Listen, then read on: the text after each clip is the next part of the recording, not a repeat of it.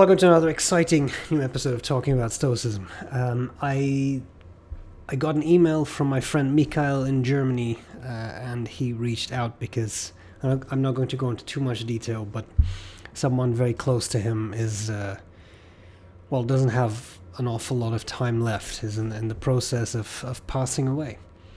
And he asked me,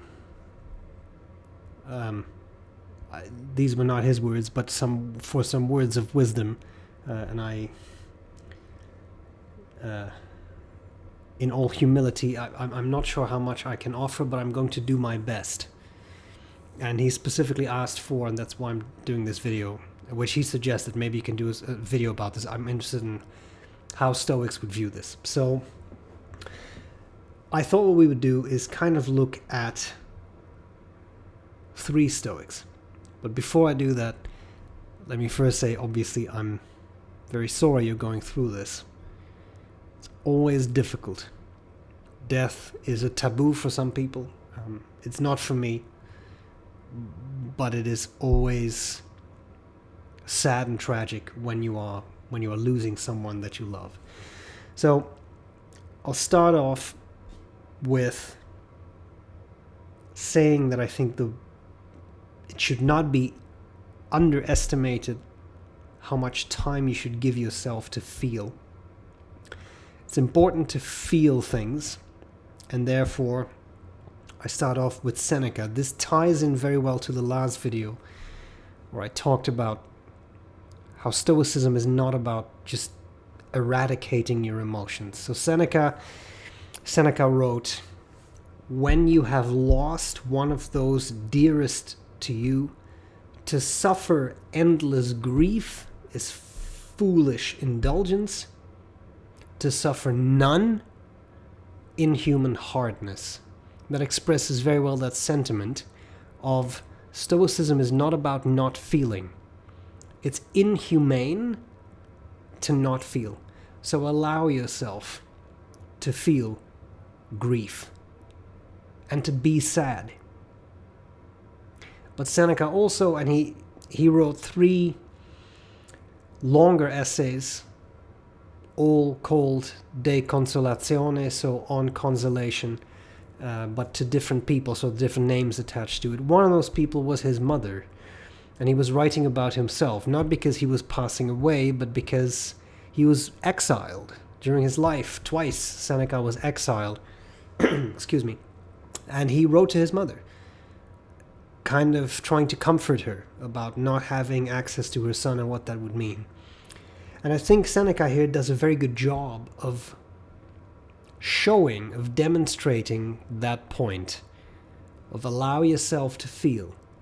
But in those letters of consolation, he also makes the point of, but not too much though. Grieve and allow yourself to feel the pain and be sad, but not too much.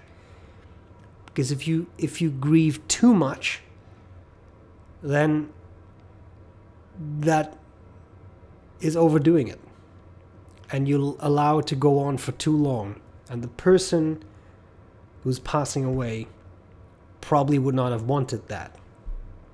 Grieve them, but not at the cost of everything else. Don't do it for too long. So give yourself some time, but be reasonable in that in the amount of time that you do grieve. So excuse me. I'm sorry, today was a teaching day and I had no microphone and I had to shout through a large auditorium. So anyway, so there is, I would say, the first part, Seneca.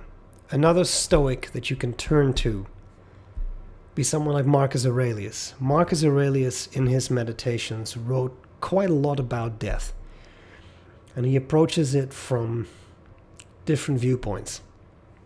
And one of the quotes that I've really appreciated about that is he wrote, "It is not death that a man should fear, but rather he should fear never beginning to live." Now, this is not really a quote that may give you a lot of comfort. It's just a good reminder. Death is a part of life, and you do not want to reach that stage without having lived. But having said that, that does not really have bearing on the topic we're covering now. Okay, I'm going to get there. Another point in the Meditations, Marcus Aurelius says, think about what there could be after death. And I'm paraphrasing him here. This is not a direct quote, but I'm paraphrasing. But he says, so either there are gods, and then there could be an afterlife, or everything is just atoms, and then there is no afterlife. And either way, again, I'm paraphrasing, but either way, none of these things are within your control. So whether the gods are real and there is this life after death, or everything is atoms, there we are. You shouldn't be concerned, because if they're gods, then we'll assume they're good gods, and therefore there is a, call it what you will, an afterlife, a heaven, whatever. And if you've been stoic about it and you've lived a good life, you should get into that afterlife because you've been a virtuous person. Or there is nothing. And if there is nothing, there's nothing to worry about. So if there are gods, there's not really anything to worry about because there is an afterlife. But if there are no gods, well, then there's nothing to worry about either because there is nothing. So this again comes down a bit to the standard Stoic idiom of some things are within your control and other things are not. Well, in this case, it's not within your control whether or not there are gods, whether there is anything after death. The thing is, it's going to be what it is. And you can't change that. So, by accepting that, there you are. There isn't anything you can do about it. So in this case, of a family member, that it's going to be what it's going to be, and either they will have some sort of afterlife or they will not, but that's not something you can really affect. But maybe it gives you some comfort to think in those terms. Whether there is or is not something, it's not something I can influence. And this is a bit more detached from the emotion, obviously, but it might help you to regulate those emotions more. Another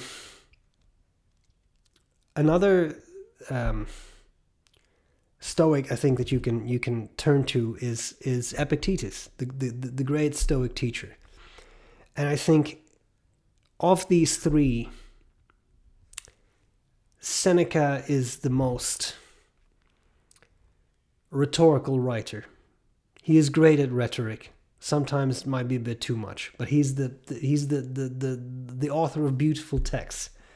Marcus Aurelius is the inwards turned, slightly dark, slightly brooding character who is emperor of Rome, but deals with all kinds of crap from people, and he's trying to write away his frustrations. But Epictetus is special because he was a teacher. He actually taught. Marcus Aurelius was an emperor, but did not teach that, didn't teach philosophy really. Seneca was an author and maybe a politician and a banker and different things, but was not a teacher. Epictetus teaches. And it's clear, even though he did not write those texts himself, it was his students copying his like writing out his lectures, he teaches. And this quote of his, to me, is the most powerful of the three, but that's the more I read of the Stoics, the more I keep gravitating back towards Epictetus. He wrote, "Death and pain are not frightening. It's the fear of pain and death we need to fear." And that's really, that's another embodiment, pure embodiment of Stoicism. It's not the thing itself that bothers you, but it's how you think about it. And at any point in time, you have the ability to recall how you think about something, to change how you think about something. You are not always able to change something. You can't stop your loved ones from dying unless... Did you ever hear the tragedy of Darth Plagueis the Wise? I mean, but that's fiction, right? That you can't. Nobody can do that. But you can change the way you think. So I had to bring some levity into this. So you can change the way you think about it, though. Now, the next question then is, how do you change your thinking about something like death? A very serious topic. It's a serious topic, right? It's as terminal as things get. One thing that I have found helpful, and a long time ago, this is many years ago, I was still in the Netherlands, I got a similar kind email from someone who asked me for advice. Similar type situation, someone who had been in the hospital, family member who had passed away, and this person struggled a lot with that because he described it as it was a terrifying experience, like in a hospital and like medical equipment around them, and it frightened him. He had nightmares about it. So I gave him this advice, and I will still give this advice now. If you can't change the situation, but you can change your thinking about it, how would you do that? And in this case, in this particular case, it sounds like Mikael has been very close with this family member, where they even like shared living space, that kind of stuff, very close.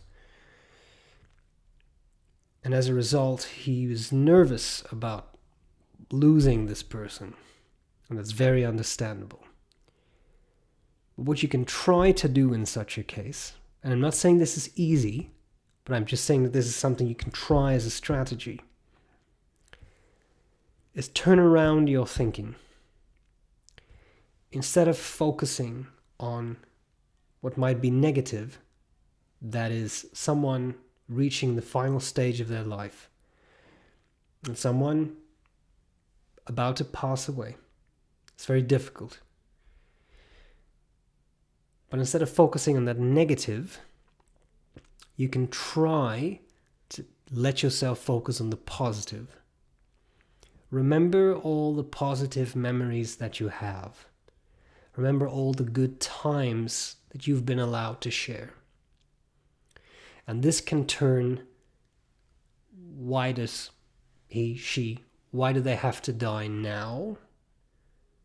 Which is a negative thought, into a more positive thought, which is, look at what we have shared together. Look at what we have been allowed to share together. The fun we've had, the nice things we have shared, the warm memories, instead of the negative memories. Now, when the time comes, it's still going to be hard. It's very hard to lose someone you love. And there's a very good chance that if you're watching this video, you know exactly what I'm talking about. You have lost someone. Almost everyone in life has. And if you haven't yet, that will be a first time, and it'll be a hard thing to go through. But you live on, and you can allow the person who's passed away to live on in your memories. Not blindly cling to them, not blindly cling to the past. You have to be able to let that go, and that'll happen in time. It takes time. You can't really rush that process. For some people it takes longer than for others, and that's all okay. But at some point you will let that go, and that's perfectly fine too. But in the meanwhile, you still have the memories, and the memories are important too. So do not fear that moment of passing, which can be scary. And I'm not saying just don't worry about it. Of course you can worry about it. Of course you can feel bad about it. But if you don't want those kinds of thoughts to take over, which is what Stoicism was designed to prevent from happening, right? For you to take control of your thoughts. If you want to take control of your thoughts, that is something you can try. Think about turning around your thinking. Stop, allow yourself to feel, but then think, okay, now let's remember something funny that they did, or that we did together, or something nice that we did, something I have a positive memory of. And that can turn around the more detrimental, negative thinking, and can turn it into something less oppressive It's still hard, and there should be no illusions. It's going to be hard. It's going to be a difficult time. But there you are. That's what I would do. And I have found in my own life that that is something that can help. It can help doing that. Not just in situations of losing someone, but in general. Be mindful of your thoughts and work on being able to turn them around. This is a negative memory I have right now, but there is also all the positive things. And those things were real and have mattered as well. And through those things, you can honor someone's memory. And that is important. This is what I have. If you have any further tips or suggestions or comments, please leave them so that they can be read. For now, my friend Mikael, you're in my thoughts. I'm very sorry. It will be okay. Not saying easy, but I am saying, especially in time, it will be okay. So hold on to that. I wish you much strength and courage and wisdom in dealing with what is about to happen.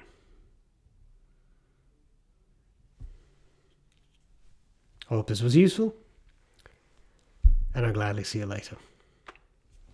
Bye.